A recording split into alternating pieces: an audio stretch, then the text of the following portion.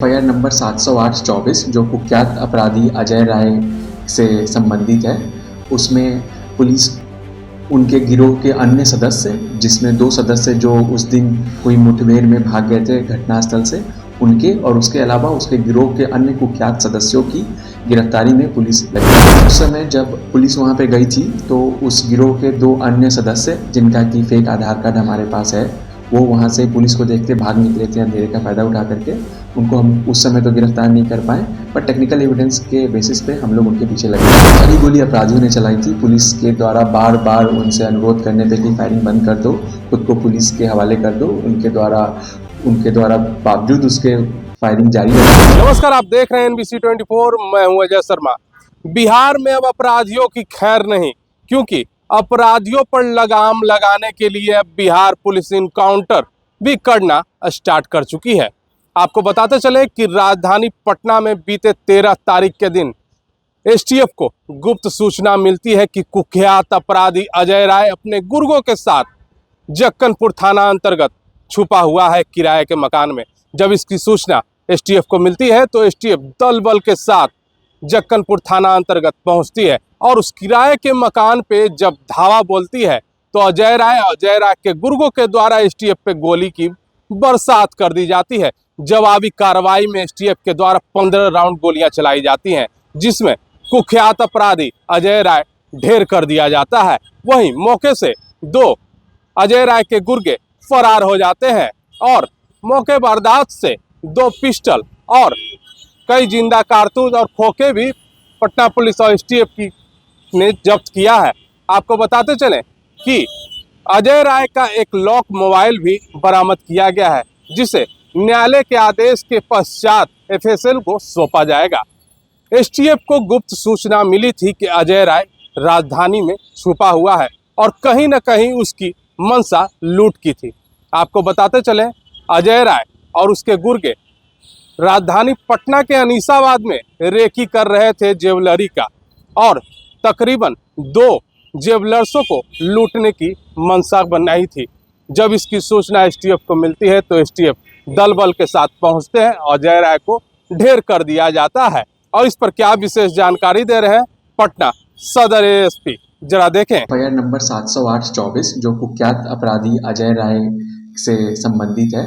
उसमें पुलिस उनके गिरोह के अन्य सदस्य, जिसमें 2 सदस्य जो उस दिन हुई मुठभेड़ में भाग गए थे घटनास्थल से, उनके और उसके अलावा उसके गिरोह के अन्य कुख्यात सदस्यों की गिरफ्तारी में पुलिस लगी हुई है और जल्दी उन्हें भी गिरफ्तार कर लिया जाएगा।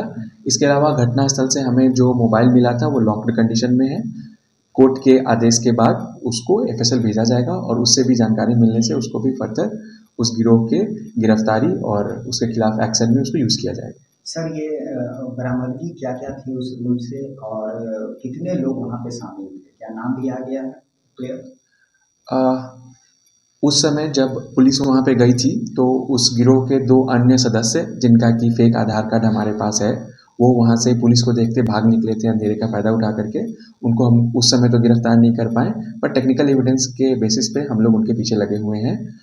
घटनास्थल से पुलिस को 2 पिस्टल 9mm और 7.65mm पिस्टल, लगभग 15 के करीब स्पेंट राउंड और 10 के करीब लाइव राउंड मिली थी।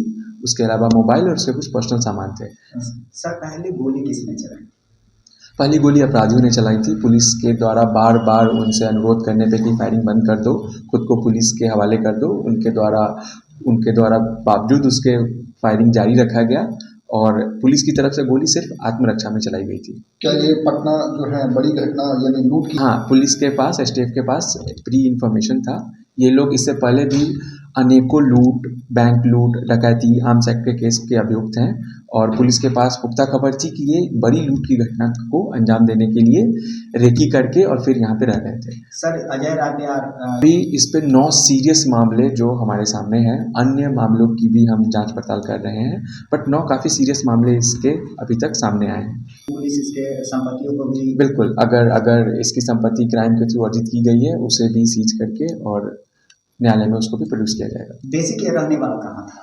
छानबीन में क्या कुछ? ये सारण का रहने वाला अब तक के जांच में पता चला है। इसके बाद ये अपना लोकेशन बार बार बदलता था। इसका क्राइम भी हरियाणा, बिहार और देश के और अन्य हिस्सों में ये अपना क्राइम करता था। इसके गिरोह में कुल कितने लोग, क्या कुछ उसकी जानकारी? गिरोह से जुड़ा हुआ है और इसके गिरोह की जानकारी हम अन्य कितने एग्जैक्ट सदस्य हैं इसकी जानकारी हम जुटा रहे हैं।